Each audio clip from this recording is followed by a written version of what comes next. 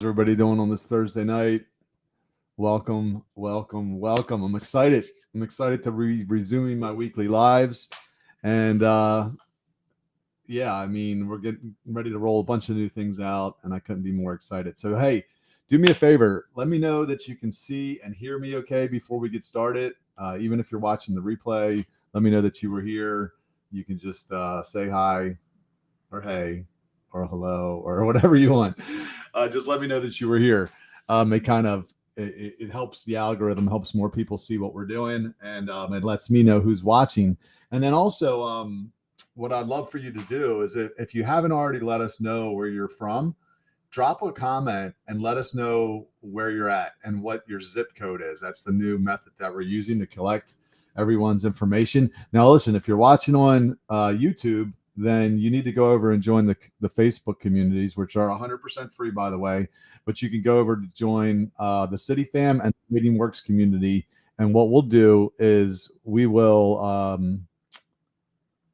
ask you where you're from in the questions, and you'll be able to just let us know. And then what we'll do is we'll connect you. And this is why this is important. Right now, we have about a dozen cities across the United States, and even a couple internationally, that are actively doing life together. What do I mean by that? They're socializing together. They're volunteering on the weekends. Some of them have watch parties where they're in a house, or one of them's in a brewery where they get together and they watch a church service. It's awesome. And if you're on this waiting path, if you're on the refrain train, like I like to say, you need community. Like, you need it a lot more than the average person, because it gets very lonely, as you know. And that is really the point of why we do all this. It's for you. It's because, and we're going to get into this tonight in my story about my journey of getting here and how awful it was at times. And I want to fix that problem for other people that are on this path. And we want to connect you with other like-minded people so that you have things to look forward to on the weekends and you have people to do life with. So go over, join the Facebook community if you haven't already. If you're in the Waiting Works community and you're watching this, obviously you're already here. Just let us know that you're watching the stream. Again, leave us a comment. But also, if you haven't already told us where you're from, put your city in there and your zip code, and we will connect you with other people in your area. And you might, be able to meet up with them this weekend. So, and if you're on YouTube, please subscribe. Everybody, so do those two things for me. Give me a thumbs up, give me a like, drop a comment, and we're going to get into it. So, we used to do these lives every week. It's been a while since we've done them, but like I said, I'm very excited to get back to them. And I felt like the right way to start tonight would just be letting everybody know who I am. We've had a lot of new members join the group over the past several months, and a lot of people don't know my story. A lot of people haven't read the book. A lot of people don't even know I have a book. And maybe now would be a good time to put the book up. There it is. There's a new cover. What do y'all think? Like that? Drop a couple thumbs up if you like it. I love the new colors and the new look of it. So I wanted to really just kind of get into it. I want to share my story because I'm hoping that it will inspire you and encourage you. And I was thinking a little bit before I did this, and was like, why would someone want to watch this? Like, I'm trying to put myself in your shoes, and I'm like, I guess if anything, I want to give you some hope. Because I know how hard this is, how hard it is to wait, and the dating culture is so jacked up right now, and you can fall into despair, and when you don't have hope, it's hard to keep going. So if anything, I want to give you hope. I want to give you encouragement. I want to give you some practical tools for staying the course and really maximizing this season, because it is such a unique season. I mean, here's the deal. A lot of people are single. That's not unique. What's unique is you're single and you're waiting. That is, you're in like a single digit percentage. Now, there are people that are involuntarily waiting, and that doesn't count. If you're that, not incels, I'm talking about people that, could get laid and they're not. They're choosing to not, for whatever reason. A lot of people here are Christians. I'm sure that's a big motivation for most of us, but some people just, are just smart. They're like, well, I don't want to share my body. I want to treat it like a public toilet. So whatever your motivation is, I want to give you hope, and I want to give you some practical tools. And tonight, what I'm going to be sharing is, I'm going to be sharing my personal testimony of what my life was like when God called me, like that, how I received the calling, how I heard God's voice for the first time, what my life was like during the early years of following God, what led me to backsliding for 5 years and making a complete mess of my life, why I created City Fam and wrote the book after rededicating my life to God 12 years ago. And then our exciting vision for putting an end to loneliness and Christian boredom. And you know what? Why that's important for y'all is, look, there's a lot of people that do create content and do lives, and you know what I mean? We have something for you, right? We're actually proactively trying to fix a big problem. And it's not like we're just making content to make content. I wouldn't do this if it wasn't for the fact that we're trying to end loneliness. That's really what we want to do. End loneliness, end Christian boredom, bring a lot of people to Jesus in the process before he comes back, which is getting close. So I want to talk to you a little bit about that. And then I want to also, I want you to watch till the end, because I'm going to be sharing my best tips and tricks that have kept me on this narrow path for as long as I've been on. I've been on this path for a long time. And I'm also going to answer some questions at the very end that y'all ask. So first thing I want to do is I want to drop a comment. Let me just do that now before we get into it. I want to put something here in the comments.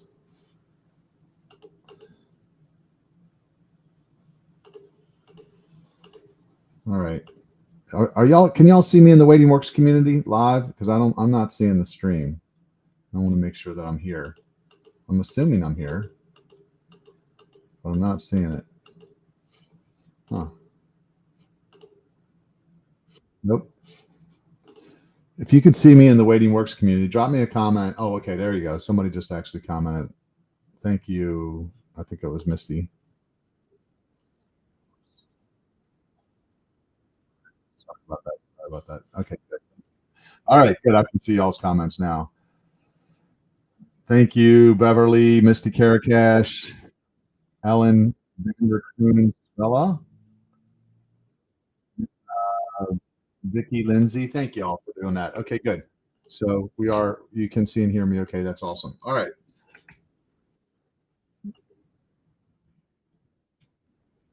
One last thing.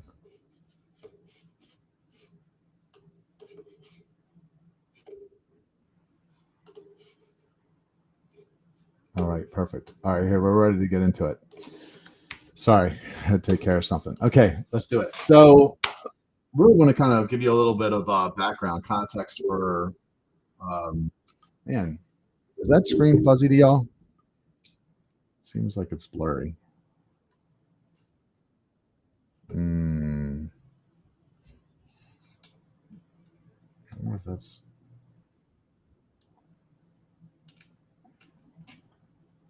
Yeah, it's a little blurry, isn't it? Is that blurry for y'all out there? Let me know if it's a little blurry.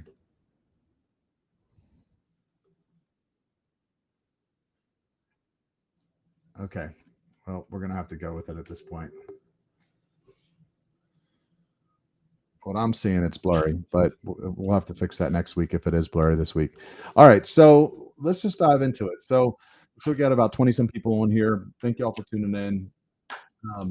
So I started following the Lord 23 years ago, but before that, I was probably the most notorious sinner in Baltimore. I was born and raised in Baltimore. My mom was 14 years old when she got pregnant with me, and we were poor. We lived in South Baltimore, over in Brooklyn area. Moved around a lot. Dad was never in the same state as I was, and kind of in a sexual environment. Like there was a lot of like drugs around and just different things. A very young mom, you can imagine, living a block from the projects with her son with no male figure. So that's kind of the environment that I was raised in, and I was insecure, and I think that's what kind of led me to making some of the decisions that I did. But I can remember when I was 15 years old having a conscious decision, and after seeing a videotape of some Chippendales. And I remember when I saw it, I thought that's what I want to be when I grow up. I wanted to be a stripper. That was my whole goal in life. So when I was 19 years old, I actually started working for an entertainment agency, Amazing Entertainment. If they're still out there, right out of DC, and started making money, and that was kind of my way out of the hood. There was no college plan for college. There was no money for college. but stripping was my way out. So I started working for an entertainment agency, and the very first show I ever did, even before that entertainment agency, I was 19 years old. I was at Hammerjacks, and I did the best body contest. I had seen the best body contest guys would get up there, and the winner would take, I don't know how much it was, $300-400, which was a lot of money back then. And I'd always thought that I wanted to do it, which really drove me to get to put on muscle, because I was not big. I was actually a very skinny kid. And I started working out and started getting bigger, and I ended up getting in this best body contest when I was 19 years old, and I got third place. Very nervous. I was terrified to do it. But I got, nothing was going to stop me, because I knew I wanted to be a stripper, and I was going to overcome this fear one way or the other. So I got third place, and the girl came up to me after, and she said, "Hey, we got this male review, and we're going to be doing this show, and it's just for tips, but you can dance if you want. You can dance for tips." And I was like, "Sure." Gave her my number. I didn't really think much of it, but she ended up calling me a few days later, and did my first male review at a place called Harbor Inn, which isn't there anymore. It's over, it's actually really close to my office, or where it was anyway. But I had no idea what I was going to do for an act or anything. I'd seen somebody do this George Michael act, I think, before, and I ended up doing the song "Fate" by George Michael. Came off like a fake guitar and some, mirror, aviator sunglasses and a leather jacket, and I think I made like $40 that night. I was 19 years old at the time. I'm living in my mom's basement. I'm doing pipe fitting, which is basically like construction work, working out in the cold, getting up at the crack of dawn. And I made like $40, and they gave me drinks for free. And at the very end of the night, one of the girls came up and asked me for my autograph, and she pulled up her skirt and had me sign her butt cheek. I remember, and of course, I'm 19 years old, and I was like hooked at that point. I was like, this is what I'm doing. So I started working for an agency, Amazing Entertainment, like I mentioned, and over the next couple years, I just treated it like a business. I was pretty professional with it, and I worked my way up, and I was eventually like working for every entertainment agency, Touch Too Much, Gia Marie's, Baltimore's Best Entertainment, all the agencies. I was the guy that got the first crack at the shows. So I was doing a lot of private shows, a lot of birthday parties, a lot of bachelorette parties. I was working with the Baltimore Bad Boys, which is another male review, Gentleman's Touch, and was making what felt like a lot of money. I was having a lot of casual sex, but my relationships with women, as you can imagine, were terrible. And, I had a little bit of upbringing in church. Like, my grandmother was a Christian, but it wasn't really my mom's thing, so it didn't stick. And so I never really knew if God was real. I didn't, at this point in my life as being an adult, I didn't even think about him much. So, I'm just living my life. Pleasure was my God, I guess. And I ended up transitioning from stripping into nightclub promoting when I was in my mid 20s, because I used to go out after my shows, and I would meet other strippers, men and women, and we were, a good looking group. We knew a lot of the people. The girls were a little bit wild. And the club owner came up to me and was like, "Hey, do you want to, promote a night at my club?" And basically explained to me what that meant. I did it. I said yes. It turned out that we were pretty good at it, and started taking over the nightlife in Baltimore, and started in DC. Actually, I had a Thursday night down there that was the biggest night in the city. And life was just started getting crazy, really crazy. It was a little crazy when I was stripping, but it got really crazy when I was promoting. Like, the drugs and the sex just got ramped up to a real high level. And I was, and the what looking back on it, I was making a lot of money, so it was hard to say it was a bad thing, because I was making more money and getting more popular as these things increased, and I knew I was getting out of control, but I had no plan to stop it, or idea of how I would.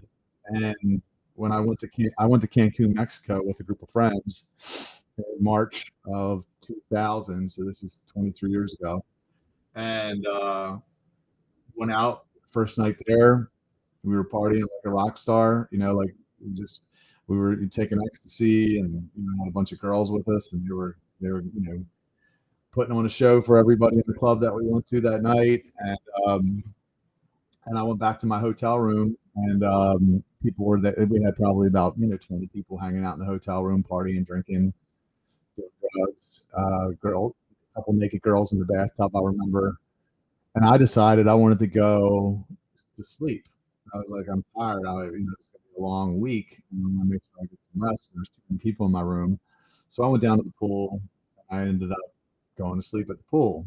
And when I came back to my hotel room, God spoke to me for the first time in my life. It was like, it wasn't audible, but it was undeniable. It was, at first I didn't even know it was God. So like, if anyone has ever heard God's voice, maybe you'll understand.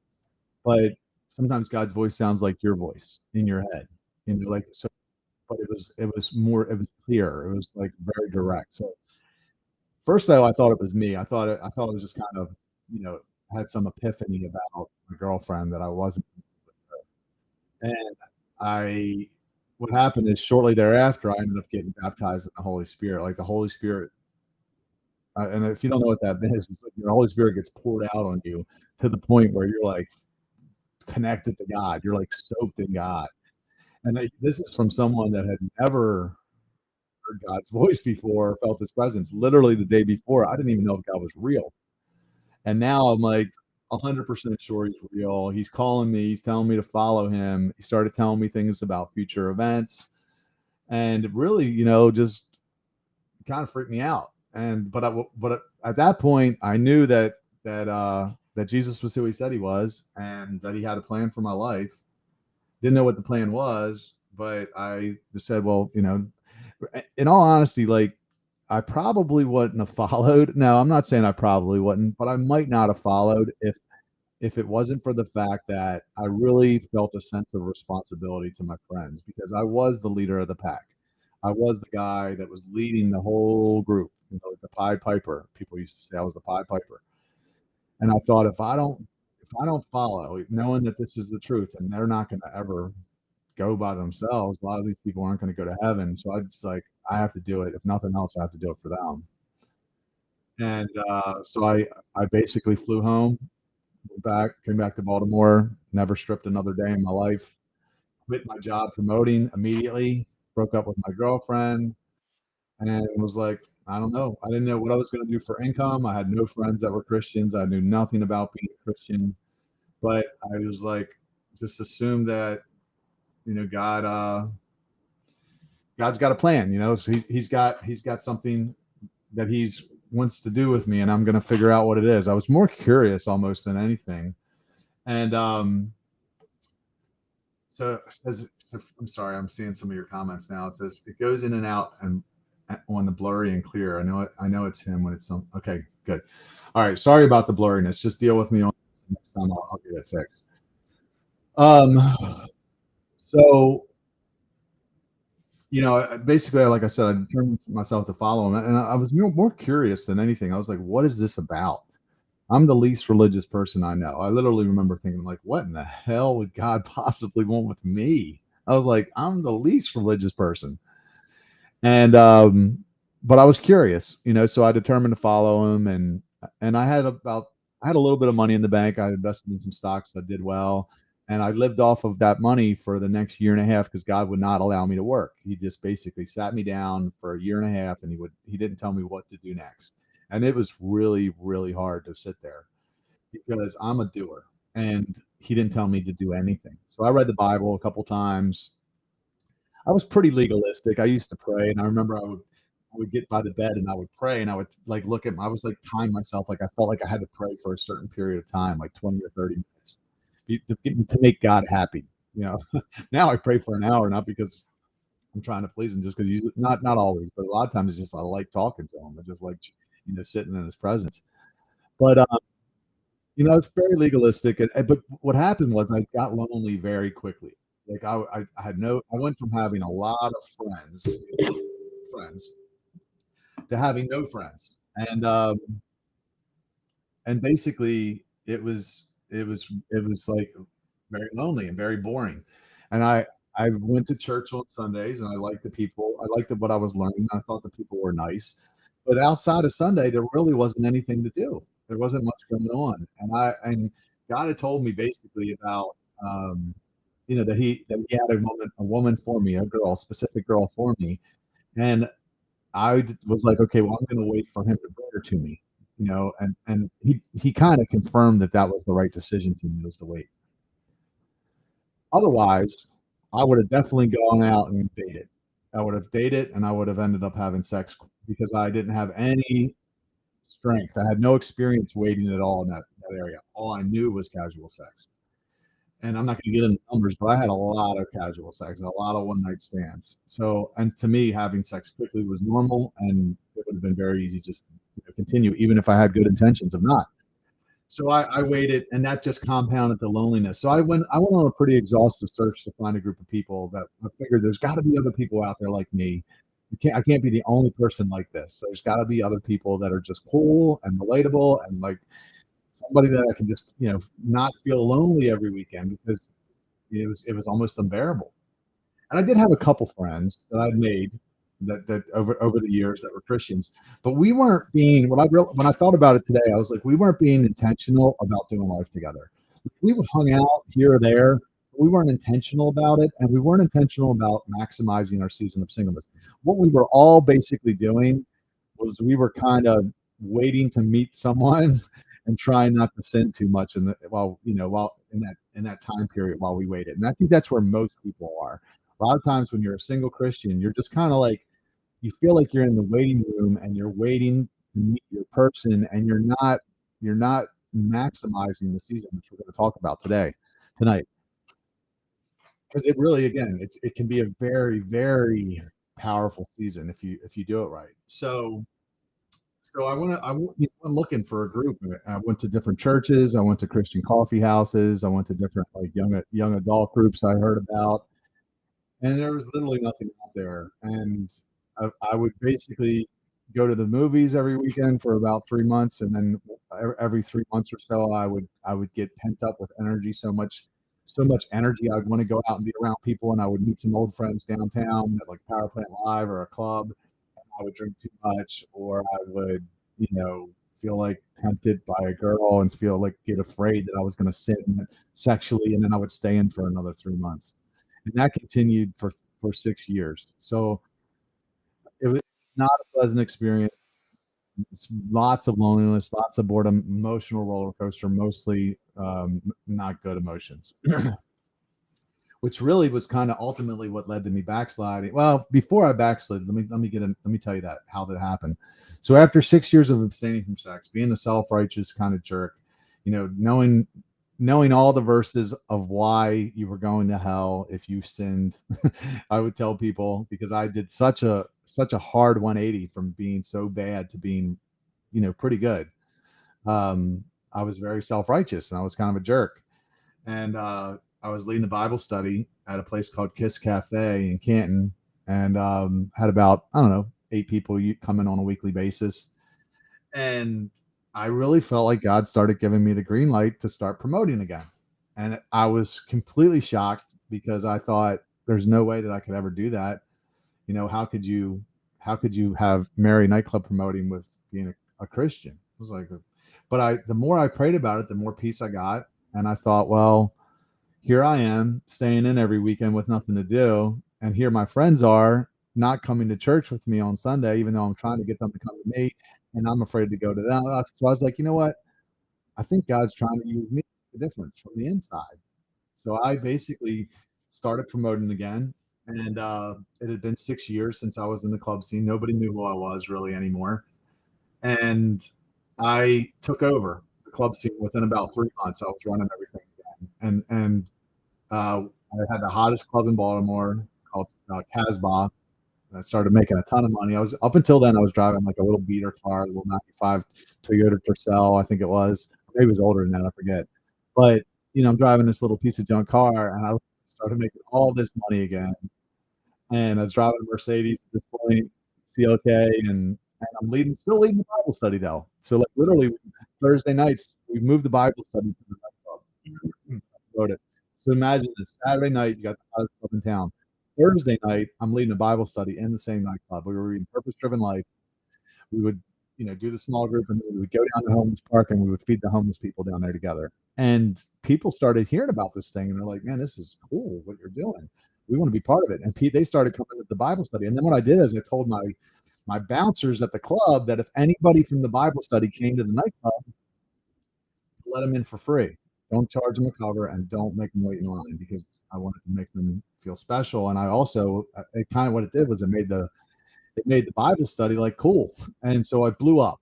50 people coming to our Bible study every week, strippers, and drug dealers, and notorious sinners. And I loved it. It was awesome.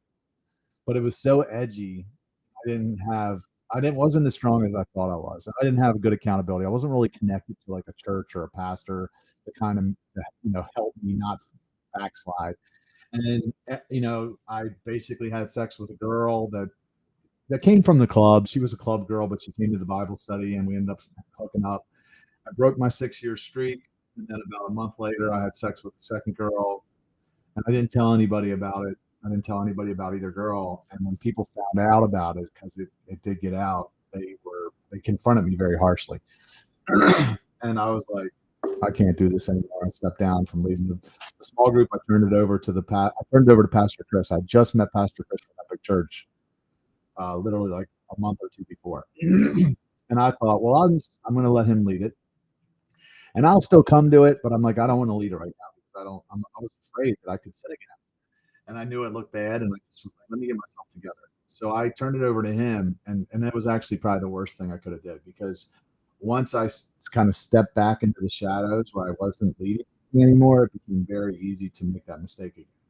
And over the next several years, I made a ton of mistakes in that area. Had a lot of casual sex. Even got to the point where I was using drugs recreationally, and just almost to the point where I was almost as bad as I was before I met the Lord. And I don't know if anybody out there, y'all know, like, you can sin after you become a Christian, but it's horrible. It's the guilt you feel. It's like Jesus ruins your fun. I don't mean that seriously, but he ruins the fun that you get out of sin. Because I was like very guilt ridden. I felt like, wow, he must be so incredibly disappointed in me. And but I felt stuck too, because when I would pray about leaving the club scene, I never got the okay. It was like God wanted me there. I didn't understand it. So I stayed. This lasted for about 5 years. I was running Baltimore nightlife from 2006 to 2011, the majority of it. And through a series of events related to my father getting cancer, God basically brought me to my knees again. I dedicated my life to him in 2011, I believe it was, and recommitted myself to following him, everything that I had, and I also recommitted myself to abstaining, waiting to have sex again until I'm married. At least that was my decision. And I'll tell you, well, since then I've tripped twice since then. So, but I when I rededicated, I remember thinking like, why is this not any different? I already tried this. I tried it with everything I had, and it didn't work. I mean, it just didn't even feel natural to me. It was miserable. Living in sin was miserable too. It was just a different kind of miserable. So, but I rededicated my life to God, and got very involved in Epic. But for about a year, I went through that exact same period that I went through those first 6 years, where I just didn't have anything to do really on the weekends, no one to do it with. And I started like a little marketing company, social media marketing company. I was able to pay my bills, but not really a clear vision for my life. And then Lori Lockamy, who was Pastor Chris's wife, I just became a life coach, and she offered to coach me, to meet with me. And I was cynical. I was definitely very skeptical about it, but I agreed to meet with her. I even think I paid her for that first meeting. And I sat down with her. She was able to ask me the right questions. Nobody had ever asked me the right questions before. I was always ambitious. Even when I was a stripper, I was ambitious. I was an ambitious kid. I was an ambitious adult. I wanted to do something with my life. I wanted to make a difference. I just didn't know exactly what it was. And, I went in the wrong direction when I was younger. And then because I didn't have a clear direction when I was older, the the motivation to not sin wasn't enough to keep me from not sinning. It wasn't just enough to be like, like just don't go in that direction. I had to have a direction, the right direction to go in. I really didn't know until I met with Lori. So she asked me these questions, and based on my answers, the second time I met with her, she said, "Hey, sit back, close your eyes," and she read this thing called a vision statement, and it was based off the answers that I had given her the session previously, and it was it was the perfect life. Is the only way I can describe it. It was based off of my answers, so of course it was perfect for me. And it was probably a couple minutes long. It was a long vision statement, and she said, "Now open your eyes." She said, I said to her, when I opened my eyes, I said, "If I even have a chance of having a life like that, I would do anything." And she said, "You can have it. You just got to make some changes." And that was set me off. It was like for the first time in my life, I had a very clear destination. I knew exactly what I wanted to do. And through her help and the help of other coaches, I was able to learn high performance techniques for how to like reverse engineer a plan to actually get there. Because it's one thing to want something, I think there's a lot of people probably that, I'd like to write a book or whatever, start a business or nonprofit or whatever it is, but you don't have a plan. You don't really have a clear plan for how to focus, drill down, reverse engineer your year, month, week, day to get there. And once I started learning these tips, my belief level went up, my faith went up because I thought I could actually do this. I could actually have this. And it's really what drove me. It drove me all those years ago. And so many of the things on that vision statement have came to pass over the last 12 years. Like honestly, y'all are here because of that, because of that vision statement, because this is what I envisioned, when things blew up in my life, when the shit hit the fan, as I like to say, people that I thought were my friends weren't there for me. And I thought, I don't want to hang around good time Charlies. I want to cultivate relationships with people that sacrifice for me, and I sacrifice for them. And home and the book and all the things that all stemmed from that vision statement. So I say all this to say is like, I look even the best athletes in the world, they have coaches, right? So it's like that's why for us at City Fam, coaching is such a big piece of what we're doing. Like when we talk about becoming the best version of yourself, we're not just like, hey, like it's a tagline or something. Like, no, we have a book club and we have life coaches that do coaching calls, and we really mean it. We want you to get to the end of your life and not have any regrets. You left it all on the table. Like one of the things for me was I didn't know when God was going to give me this person. I still don't. But I was so determined to make this season a positive, one way or the other. I'm like, this is going to be a blessing to me because it's that hard. It's not easy to not have sex. For me, it was extremely difficult. It still is. But I'm determined to make this into a positive one way or the other. And how I do that is I take massive action on the things that I know that I want most. First, you have to know what those things are, and then you need to know how to take action, not to be distracted, how to set up your morning routine, gratitude so you don't quit, different things like that, affirmations and all the things. Actually, I have a program called Proverbs 31 Blueprint or Unleash the Best You. It's like a 6-week course where I teach people these things, how to do these things and how to stay the course, how to really drill down and get clear on what it is that they want most in life, and then reverse engineer a plan to actually get there. A lot of people, I think, you know, in the group, maybe not in the group, but a lot of people out there, they fail because they're not clear on their vision. The word says, "Without vision, people perish."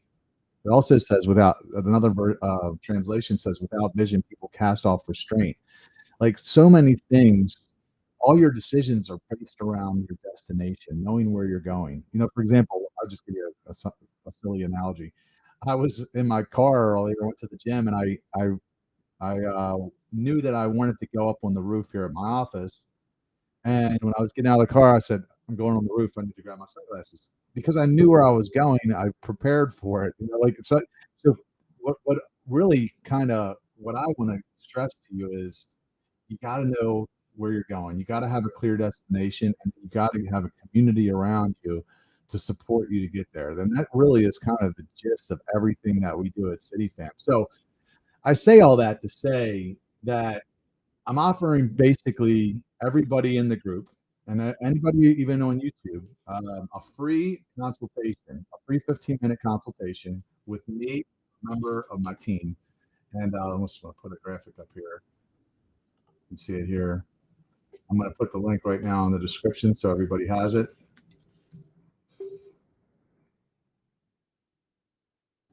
And the reason that I'm doing that is because sometimes you just need a piece of advice to get unstuck. It could be, you know, a blockage that you have. It could be a question that you want to get answered. It could be numerous things. But I also want to tell you about some of the solutions that we have here at CityFam that we've developed over time. You know, with the program, the 6-week course and community, the tribe memberships. We're working with a relationship coach. I personally hired a coach, Darrell True Love, for me because I realized that I don't have a plan for how to find my person. And I'll tell you that over the years, since I did Lori's first coaching program, I've worked with so many different coaches. Pete Kolash. I did Aubrey Marcus's course, if you know who he is. I did Darren Hardy's Your Best Year Ever.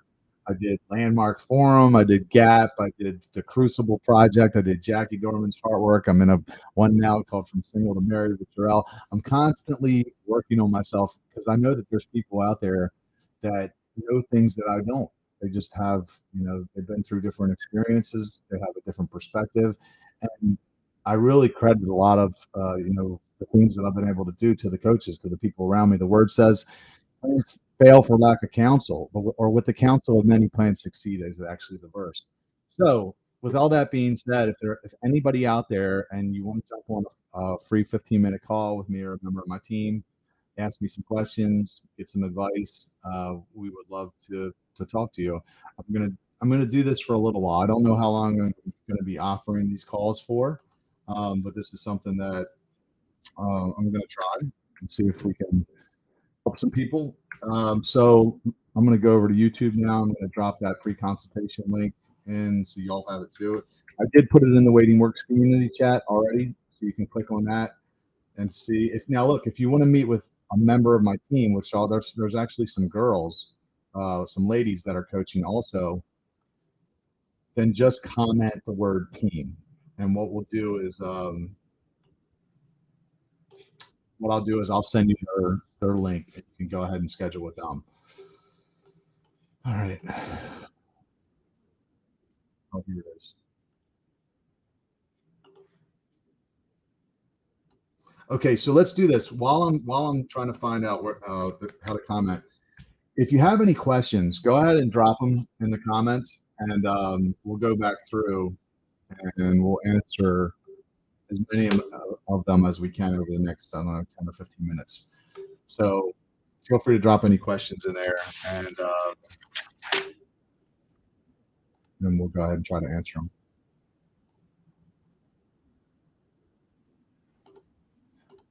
Now, one thing too to mention is if you want to do a free consultation call, go ahead again and just book with me, or you can drop the word team in the chat, and we'll go ahead and hook you up with one of our coaches. We're also offering consultation calls with Jarrell True Love, the relationship coach. You all might have saw my post about him the other day. And one thing I like about Jarrell is his approach is so practical for finding your person. Like, he wrote a book called Friends First, which I'm reading now, and he literally has you develop 100 questions before you date the person. You have to ask them 100 questions before you can consider dating them, and I love it because in my mind, I think when you vetted somebody to that length, if you ask them, most people, he said, won't even make it to 20 questions. But if you ask somebody 100 questions, they literally make it that far, then there's a good chance that they're your person, or they're at least worth dating. Okay, good. So, and I think, in my mind, I feel like that would give you a lot of peace of mind, because you would think to yourself, once you select this, you're like, no, like it's not like you just had a feeling, kind of drifted into something based off of emotion. Now you're like, no, I asked this person 100 questions. I really vetted this person. You feel probably pretty good about that decision, and that's gonna give you a lot of peace of mind over the long term. So that's one thing I really liked about Jarrell. So anyway, check the comments. You can find the link for the free consultation. But let's go ahead and dive into some questions. Looking at the chat here. Let's see. Okay.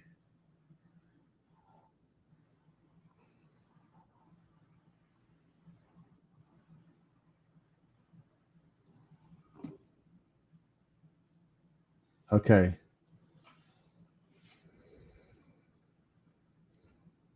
Put them in the comments, and we'll go ahead and address them. So here we go. Here's question number one.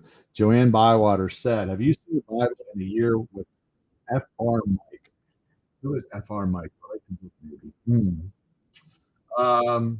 No, I have not seen the Bible in a year. I've done that Bible study plan, the Bible in a year, but I haven't seen the Bible in a year. I don't know what that is. With F.R. Mike, can you explain?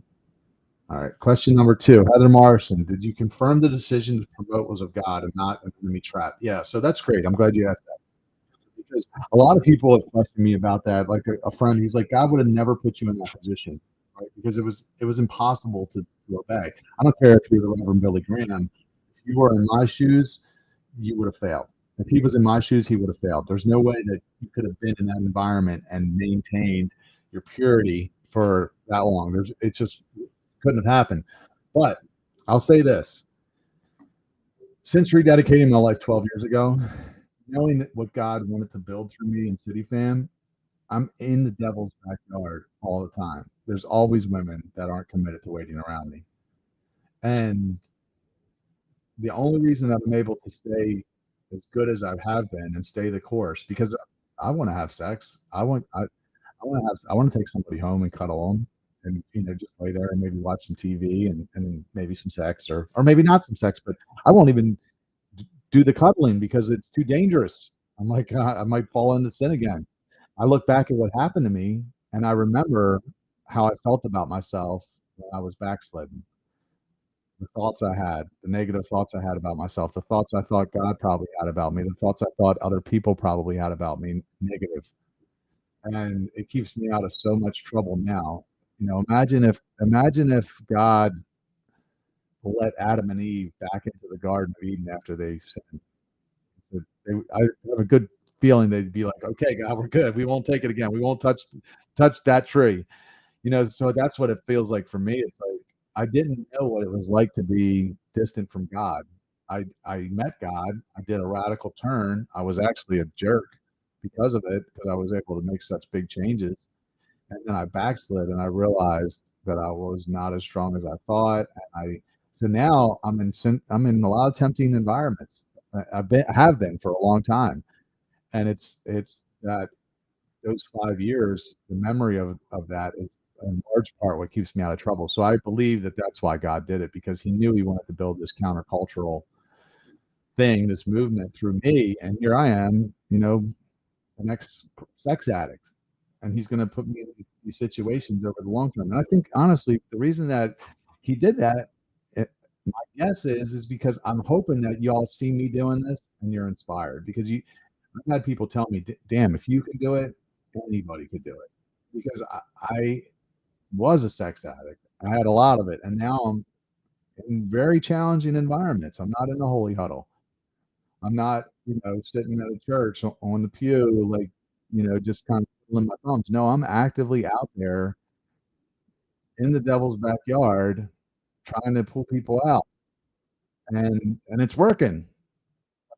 If I was to fall into sin, if I was to sin, like, the whole thing would fall apart, which is honestly why when we start chapters at City Fam, and y'all might not know this, we give them the truth about sex curriculum, right? We tell them to read the book and give them the truth about sex curriculum. Why? Because I know that if they start hooking up with each other, then this thing's over in their city. It's going to fall apart. The devil's going to tear it apart. That's what he did here in Baltimore to me 16 years ago, 17 years ago. So we want to let the foundation of purity. Now, look, people are people. It's like, people are going to fuck up probably at some point. But the people at the center of each of these cities, the leaders, they have to be holding the line for everybody else in that area. So I would recommend, if anybody's out there and you haven't read the book, right, pick it up. Go to whywaitingworks.com. You can get a free copy. It's $9.95. You get a lot of free bonuses with it. One of the bonuses is you get study guides. So if you want to get a group of people together and you want to kind of wrestle with these questions, it's really easy to go through. I literally have a video for each week that tees up the conversation. It's about 8 or 10 minutes. And it sets up the conversation for that week. So it's a good Bible study. It's very easy to follow. All of our chapters have done it. Houston, Oklahoma City, Dallas, Harrisburg, and Delaware now is our 6th chapter. They've all done it. So the goal is, I mentioned that one of the things we were going to talk about tonight was our plans to overcome our loneliness. Because that's how we're going to do it. Like, there were times when I was having the most sex in my life, I was the loneliest. I was very lonely because I didn't have depth in my relationships. All I had was superficial relationships. As soon as the sex was over, it was, the fun was over too for the most part. The person was gone, and that's how we're going to end loneliness. We're going to have deep, life-giving relationships. We're going to go out. We're going to have fun together. We're going to volunteer together. We're going to encourage each other to become the best version of ourselves, and we're not going to use each other, physically or in any way if possible. That's how to end loneliness. It's literally like you got to have something to do on the weekends, and you got to have something to do with people that really got your best interest in mind, that are really going to show up for you if the shit hits the fan. That's the culture that we've been able to cultivate at City Fam. So, but pick up the book if you're not sure, like if you haven't read it yet. It's a good read. It's got over 100 5-star reviews on Amazon. It's I get messages all the time about it. It's very practical. Like one of the reasons that I wrote it like that is because when I committed to following Jesus, I did not understand waiting at all. I was like, why is this a sin? And it was only over time that I understood it. And then I really understood it. And I feel like I understand it better than anybody in the world right now. I could debate anybody and tell you why, why the divorce rate's 50%, or why your relationships keep ending this way. I can tell you. And the book breaks it down in great detail. So I think it's one thing to do something. It's one thing to do something when you don't know the why, but when you know why you're doing it, it's a whole different thing. People, and that's where the church, I think, has kind of failed. They tell you not to do it. They tell you not to sin. Don't have sex outside of marriage. Why? Oh, it's a sin. Okay, but what's that mean? Like, that's what I was like. So what's that mean to me? So that's what I want to do for people. Like, let's break it down for real. Okay, whywaitingworks.com. All right, question number 3. Lisa Short, Miles. How to keep your passion from that experience alive today? God speaking to you as the enemy plants doubt and deceit. How do you stay on the right track, right path? That's a great question. Well, you know what? It depends on your specific situation, I would say, Lisa. I would book a call with me and let me learn a little bit more about your personal situation so I could tell you. I definitely have some tips on how I've done it. Visualization is huge for me. Standing on the promises of God. One verse I cling to is not becoming weary and well doing, for at the proper time you will reap a harvest if you don't give up. That's a promise. The harvest will come if you don't quit. Doesn't say if you don't get weary. Doesn't say if you don't sin even. It says if you don't quit. So that's one of the things. But gratitude is huge for me. There's a lot of tips and tricks that I have. Because in all honesty, like when I said that in the post about, I don't think anyone's traversed as much as I have. If you look at where my life was when God called me, I mean, I was all the way in Egypt. I was like way in enemy territory. And now I feel like I'm leading this huge, I'm leading a movement that's got the potential to lead a lot of people to Jesus, maybe millions of people to the Lord. That's my prayer and my hope is I want to be, I want to make Jesus famous, and I want to bring more people to him than anybody else ever has. That's my mindset. That's my prayer. because it's that important. It changed my life that much, that I want other people to know him. And I know the times that we're living in is, there, his return is imminent. So those are some of my general tips, but I would say, book a call. Let me jump on with you, listen to where you're at, and see if do you have a vision for your life? Are you clear about where you're headed? And how long have you been on the path? How long have you been doing this?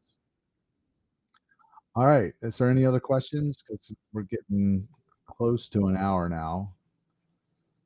I apologize about some of these technical problems. This is the first time well, not the first time, but this is one of the first times that I've used a software like this. And we'll get it straight between now and next week. So, what else? What else to tell you about? We're going to start doing the podcast, more episodes of the podcast. We're going to change the format there a little bit. Pretty excited about that. We're going to start. Eventually, we're going to get into a studio where we're going to be live with guests. I'm really excited about that. But one of the things to mention before is the one thing that City Fam is doing every month now is vision calls. So we've started a bunch of social fam chapters. If you don't know what that is, social fam is kind of like our minor leagues for City Fam. We started probably a dozen or two of those, and people are out there and they have events on the calendar in their cities, and they're on their way to becoming a chapter. So we're doing the vision calls because we're laying out, here's the plan. Here's how you can go from 0 to City Fam chapter in 16 weeks. Here's how we help you. And, here's some of the, what does it entail? We're going to tell you all that. So if you don't know, if you're like, yeah, I want to learn more about that. I want to know when the next vision call is. Drop the word vision in the comments, and then we'll go back through, and I'll make sure you get the link to the next vision call. But if there isn't any other questions, we'll go ahead and wrap it up. Look forward to seeing some of y'all on the calls, the free consultation calls. Again, if it's with me, you can just click the link. And if it's with a member of the team, if you want to talk to somebody else or maybe a female, then just drop the word team, and I'll go back through the comments. And we're going to do these every Thursday. So if you have ideas for topics that you'd like to see us cover, I want to bring people in, guests. I'm going to bring Jarrell in to do a live. I'll probably bring Nicole in and some others. But so if you have topics that you'd like to see us cover, drop those in the comments as well. I'll see them and I'll make a list, and we'll try to tackle as many of them as we can. So appreciate you all. Thanks for all jumping on. I think we had 32 people on here, maybe a little bit more at one time, which is pretty good numbers. It's nice to get on and not have sometimes when you have 2 people on, it's a little discouraging. So I appreciate that y'all spent some time with us, and that my story inspired y'all, really just to go all in, no regrets, right? That's my hope and my prayer for all of you is to leave it all on the table. Don't just sit there and wait for God to bring the person along. That isn't what He wants. I believe in sex transmutation. If you don't know what that is, that's part of the course actually, where you can harness your sexual energy and you can rechannel it to do incredible things. A lot of people of notable achievement throughout history have done this. And I know in my own life I've done it, because if I look at how much I've accomplished the last 12 years, it's way more than I did the 38 before that. And it was because I wasn't distracted by girls. And, of course I want to get married, but I wasn't, I can accomplish a lot in that when I focus, and that my focus can't be on that. It has to be on something that's going to leave make a positive difference in the world. So, yeah, it's an incredible season. One thing really quickly, just to leave y'all with, a lot of you out there, I think, when, for example, Jarrell, after I did that post, he got 17 consultation calls. He got 17 people booked with him to have a consultation, because people do want a relationship, and I get it. I want to be in a relationship too, and that's why I hired him. But I will say this: purpose before person. That is the order. That's the natural order. It always was. Adam got a purpose before he got Eve. He didn't get Eve right away. Eve was created later. You got to figure out what's the purpose. What's your purpose for being on this earth? Because if not, you're going to bring a person into this, and you're going to just kind of, what are you going to do together? Especially if you're a man. If you're a man, you need to know, what do you put on this earth to do?